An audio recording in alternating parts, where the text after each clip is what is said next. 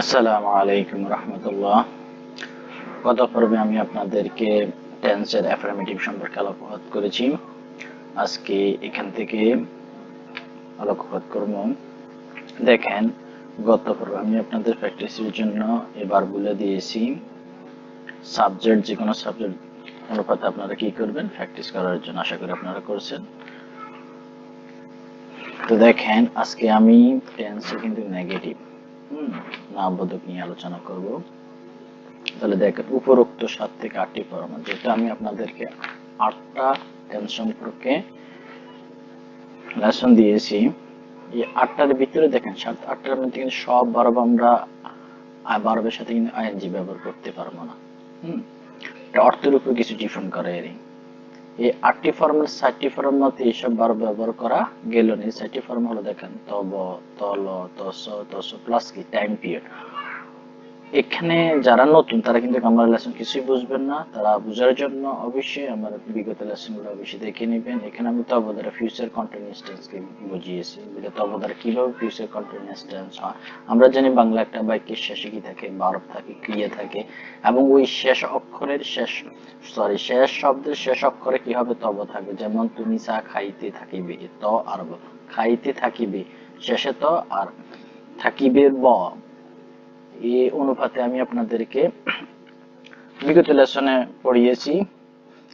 যারা নতুন তারা অবশ্যই বিগত লেসন গুলো দেখে নেবেন, তা না হলে আপনাদের বুঝতে অবশ্যই অসুবিধা হবে। তাহলে দেখেন, তব স্ট্রাকচার ছিল কি শেল বি অথবা উইল বি ভার্বের সাথে কি আইএনজি। তলর স্ট্রাকচার, তল দ্বারা আমি ফার্স্ট কন্টিনিউয়াস টেন্স কে বুঝিয়েছি। ওয়াজ আর ভার্বের সাথে আইএনজি।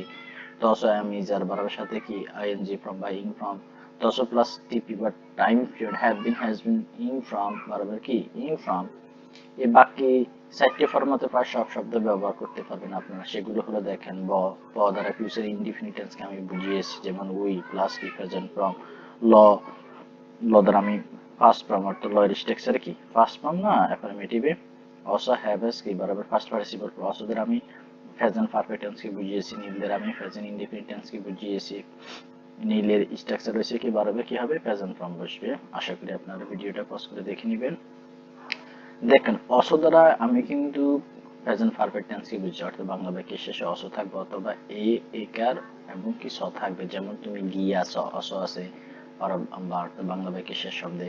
তারপর আছে তুমি কাজটি করিয়াছ, অস আছে। সে বাজারে গিয়েছে, অস আছে। এইভাবে আমরা অস পাইলে আমি বলছি এটা প্রেজেন্ট পারফেক্ট টেন্স হবে। তো দেখেন, অস হ্যাভ এস বারবার কি হয়, পাস্ট পার্টিসিপল ফর্ম হয়, আমরা জানি। আর এটা কিন্তু ব্রিটিশ ইংলিশে ব্যবহৃত। হ্যাঁ, কিন্তু আপনি আমেরিকান ইংলিশে অসটা ফার্স্ট ফর্মে ব্যবহৃত, অর্থাৎ ফার্স্ট ফর্ম বলতে অর্থাৎ ফার্স্ট ইনডিফিনিট টেন্সে ব্যবহৃত হয়। তো দেখেন, আজকে আমরা নেগেটিভ টেন্স, নেগেটিভ স্ট্রাকচার নিয়ে আলোচনা করব। পজিটিভ স্ট্রাকচারটাও অলরেডি আপনারা জানেন। তো দেখেন, ব প্লাস না, হ্যাঁ, এটা ব দ্বারা আমি কারে বুঝিয়েছি, ফিউচার ইনডিফিনিট টেন্সকে বুঝিয়েছি। যেমন সে স্কুলে যাইবে, হ্যাঁ, সে শব্দ কি ব, আর এটা লগে না যুক্ত হলে যেমন সে স্কুলে যাইবে না, তখন কি হবে, ব প্লাস না। অর্থাৎ আপনারা অবশ্যই আমার প্রথম লেসন গুলো দেখতে হবে, আদারওয়াইজ আপনার বুঝতে অসুবিধা হবে। দেখেন, ব প্লাস না, এটার নেগেটিভ স্ট্রাকচার টেন্সের, অর্থাৎ ফিউচার ইনডিফিনিট টেন্সের নেগেটিভ স্ট্রাকচার হচ্ছে শেল নট, উইল নট ভার্বের কি হবে, প্রেজেন্ট ফর্ম। আর উইল নটে দেখেন, উইল নটে আমরা সংক্ষিপ্ত কিন্তু ওন্ট ব্যবহার করতে পারি। ওন্ট প্লাস কি ভার্বের প্রেজেন্ট ফর্ম। ল প্লাস না, ল দ্বারা আমি ফার্স্ট ইনডিফিনিট টেন্সকে বুঝিয়েছি। তাহলে ফার্স্ট ইনডিফিনিট টেন্সের নেগেটিভ স্ট্রাকচার ডিডেন্ট, হ্যাঁ, প্লাস কি ভার্বের প্রেজেন্ট ফর্ম।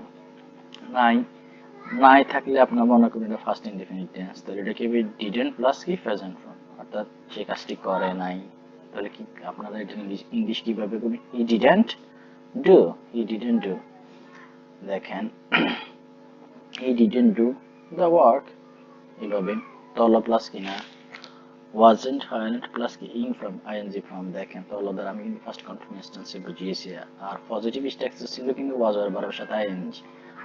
আর নেগেটিভে শুধু ওয়াজ এর লগে নট বসে যাবে, আর এর লগে নট হবে। আর এটাকে ওয়াজেন্ট বা ওয়ারেন্ট প্লাস কি আইএনজি ফ্রম বা ইং ফ্রম। তস প্লাস না, তস দ্বারা আমি প্রেজেন্ট পারফেক্ট টেন্সকে বুঝিয়েছি। এর শেষে না থাকবে, অর্থাৎ তস না, যেমন সে পড়িতেছে না, আমি কাজটি করিতেছি না, এরকম যদি তস প্লাস না থাকে।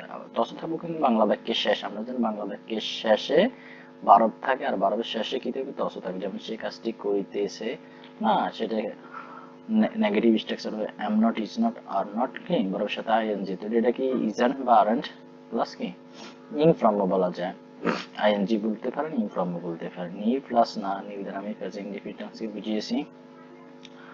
ওয়েটেড স্ট্রাকচার অর্থাৎ প্রেজেন্ট ইনডিফিনিট টেন্সের নেগেটিভ স্ট্রাকচার হচ্ছে ডু নট, ডোন্ট বলতে পারেন, ডোন্ট অথবা কি ডাজন্ট প্লাস কি ভার্বের প্রেজেন্ট ফর্ম। এটা হচ্ছে প্রেজেন্ট ইনডিফিনিট টেন্সের স্ট্রাকচার। বিশেষ দ্রষ্টব্য দেখেন, উইল নট আমরা কিন্তু সংক্ষেপে কি অন্ট ব্যবহার করতে পারি, রাইট। তব দ্বারা আমি ফিউচার কন্টিনিউয়াস টেন্সকে বুঝিয়েছি, এবং তস প্লাস টিপি অর্থাৎ টাইম পিরিয়ড দ্বারা আমি প্রেজেন্ট পারফেক্ট কন্টিনিউয়াসকে বুঝিয়েছি। কম ব্যবহৃত হয় কিন্তু আপাতত এই দুইটা আমি বাদ দিলাম। আপনারা অবশ্যই আমার বিগত লেসনগুলো দেখবেন, আপনাদের বুঝতে অসুবিধা হবে। আজকে আর নয়, আগামী লেসনে আমি আপনাদেরকে ওই যে ভার্বগুলো শিখেছি ওই ভার্বগুলো দিয়ে আবার পজিটিভে যেভাবে দিয়েছি এগুলোর ব্যবহার আমি আপনাদেরকে দেখিয়ে দিব। তো আশা করি আপনাদের ভিডিও ভালো লেগেছে। আর যারা আমার চ্যানেল নতুন তারা অবশ্যই সাবস্ক্রাইব করে পাশেই থাকুন। আসসালামু আলাইকুম।